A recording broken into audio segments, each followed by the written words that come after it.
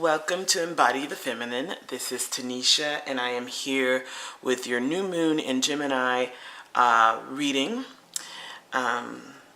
We just came out of our full moon. We're going into our new moon from the 6th through the 9th of December. And this is a great time of when the moon is in its dark phase. There is no luminary in the sky, just the stars and the night and the sounds of nature. And usually the new moon represents a time of replenishment, a time of solitude, of going inward to figure out what it is that we're supposed to be doing next. And it's just interesting that it happens to be a new moon in Sagittarius. I think I said that. I hope I didn't say Gemini. Our full moon was in Gemini, but our new moon is in Sag. And Sag represents our philosophies. It represents our beliefs, usually in religious or spiritual structures, education, high education. It also is our adventurous nature. I think Aries is probably more adventurous. With Sag, I find Sag, we look at Sag as being adventurous, but what it is for Sag is trying to gather information. Sag wants to understand the world. Sag wants to understand people, want to understand why things exist and are. And it's usually a spiritual journey for Sagittarius. It's not necessarily mundane. There are mundane parts to it, but it's mostly spiritual. So with a new moon going into Sag, this is a time where we are going to be doing a couple of things. One is reevaluating our beliefs, reevaluating our belief systems, what we believe is true, what's fact to us, what's belief to us, and shifting those beliefs if they are no longer valid or working for us. But it takes some time to kind of go in and look at things and really honestly look at things when we are going into a new moon in Sag, which happens once a year. It's also a time where it's like we're going on a pilgrimage in a way. Some people go on an actual physical pilgrimage, but in this case, it's like an inward pilgrimage because we're coming close to the winter solstice, which I look forward to doing a reading for.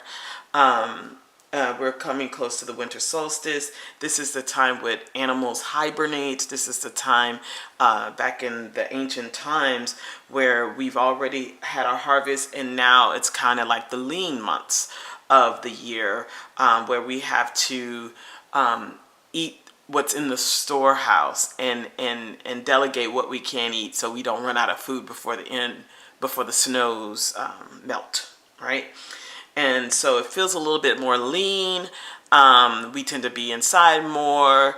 For people like me, I suffer from SAD during the winter months because of the lack of sunlight. And SAD, for those who don't know, is seasonal affective disorder. So I find myself battling depression during the end of fall going into winter, even though fall and winter are my favorite seasons, which is very interesting. But the lack of sunlight does a doozy on me. I want to sleep all the time. So it's kind of conflicting when you have a full-time job. By the 5th hour, all I want to do is go home and go to sleep. I don't want to socialize that much. And I think it's purposely done. This is a time for family. That's why if you think about it, fall and winter has the highest concentrations of festivals and holidays where people gather with their friends and family. And so this is a great time, and having the new moon going to Sagittarius, it's a good time for us to just reevaluate our purpose, our stance on things. And if we don't have a spiritual base or religious base, a time for us to maybe look into what our spirit and our soul is asking us to do.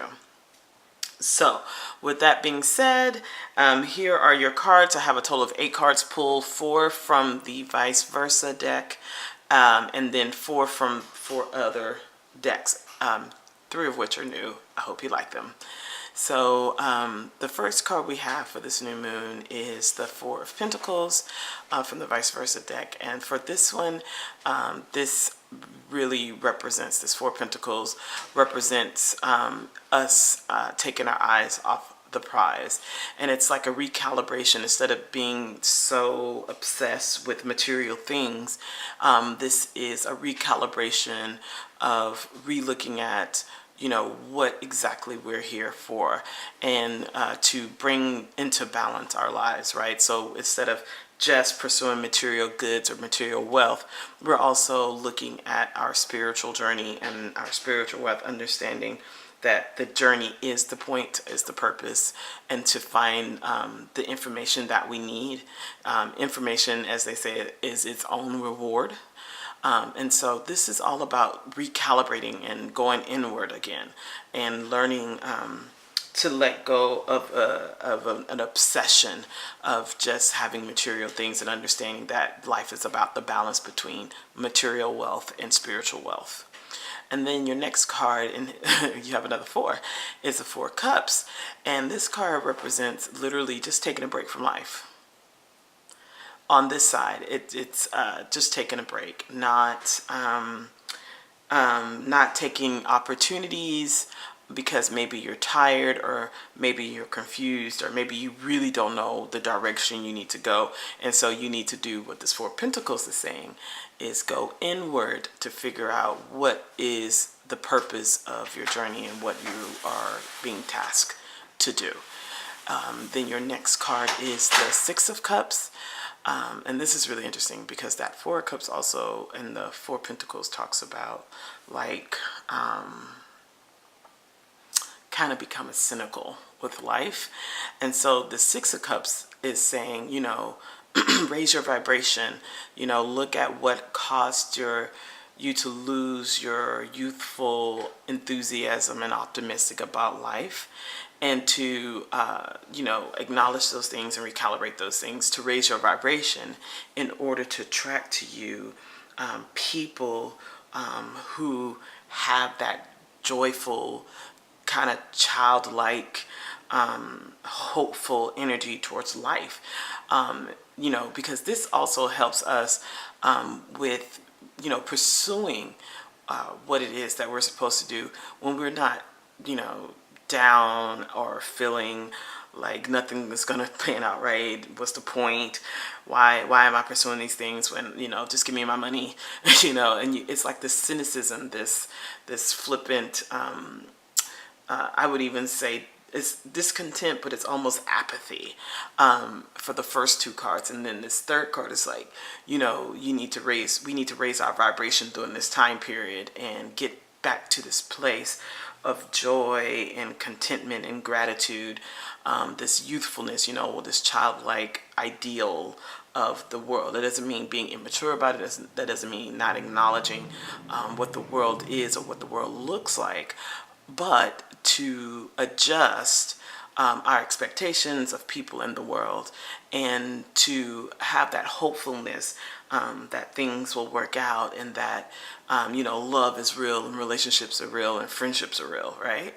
And then the Sun card, oh, that's such a beautiful card. It's like we went through this progression of being in this really dark place to raising our vibration, and now the sun is out, because our vibration is what attracts the blessings of the universe. And it's like you raise your vibration by, you know, getting to a place of gratitude, because I would really say that this card, the third card, is about really getting back to a place of gratitude so that you don't feel that cynicism and that like down and outness, that apathy of the other two cards.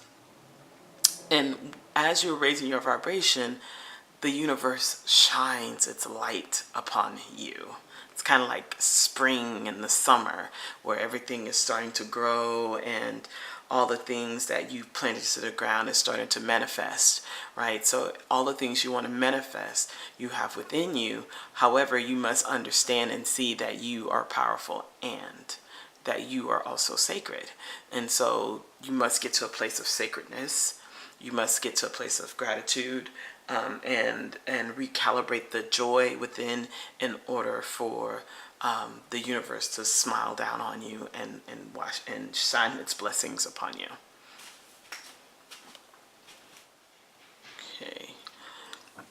So the first card is a whisper from the universe.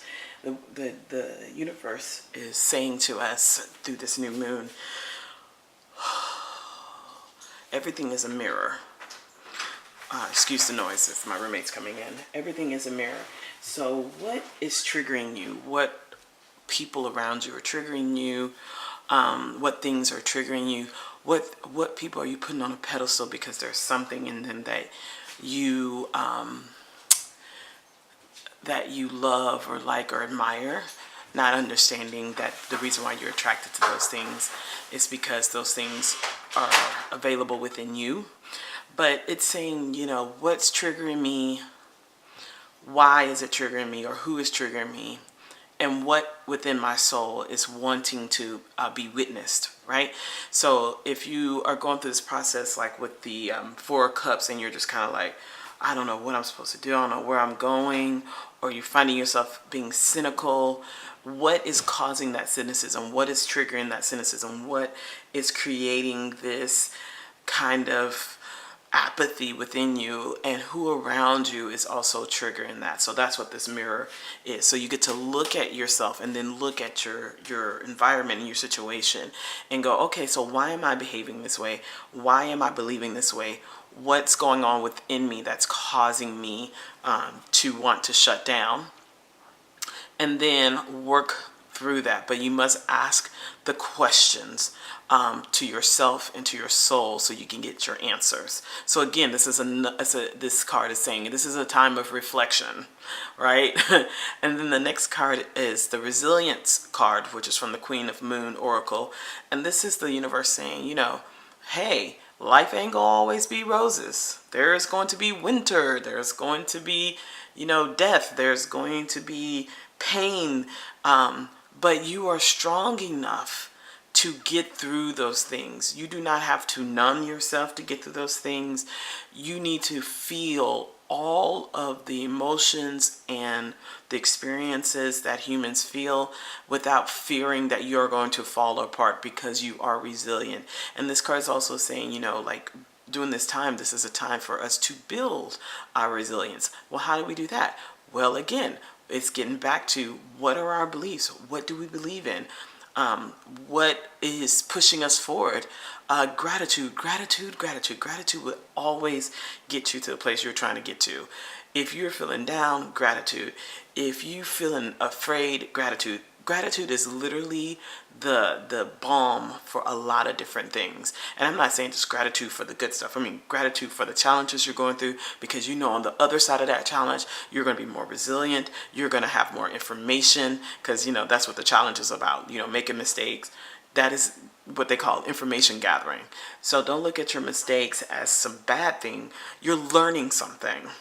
Okay, so having the gratitude in the moment of when you are feeling like shit just ain't going right. Like you just want to curse the world and you're just like, this shit ain't going right. Why the fuck am I here? And just having the gratitude that you're able to even ask that question, right? And that it will just continue to build your resilience as you're going through these things. That's the point. It's like to build those muscles, right? And then the next card is the energy of which goddess energy you need to tap into during this new moon until the next new moon, and it's Andromache. I think I'm saying that right, okay? Because it's a Greek name. I don't think I'm saying that right. Andromache. And Andromache was known as one of the most powerful Amazonians of Greek lore, and that her name actually meant man killer, like man slayer, right? And so what this card is also talking about, again, this is all about balance, not to go into this this I hate everybody, or everyone is bad, or this group of people are bad, or this gender is bad, and they almost die, right? But finding the balance in your life, finding the balance between the feminine and masculine energies, receiving and giving, receiving and giving. And I mean, this has been the message all year. Every time I'm reading cards, it is the message the universe is sending to people, is learning, especially women, to receive. We give so much. Learn to receive. That is the feminine energy, receiving, bringing it in, attracting it to us. So with Andromache, it's all about strength and resilience again. Physically, so getting your body in order. So the resilience card is about spiritually and mentally, right? Emotionally, and Andromache is about physical strength. But finding the softness, have the hardness of strength, but the softness and the softness of the feminine, so you can receive. And I call the feminine energy protection. It protects, whereas the masculine more is I call it the fighter. It fights, but it's all the same. It's really the same energy. So strength, power, mental and physical resilience and stability. Okay, so the universe is calling us all to find balance for this new moon. Going in, looking at our lives, looking at our beliefs. What are those? What do we need to shift? What do we need to change? And then the last card, the energy that the earth is offering us, is Mount Kailash. And that is a mountain near Mount Everest. It is considered a sacred mountain in the Himalaya that people go on pilgrimages in. And the earth is reminding us that not only are we spiritual beings, we are also earth beings, and we are sacred and divine beings because we are earth and spirit.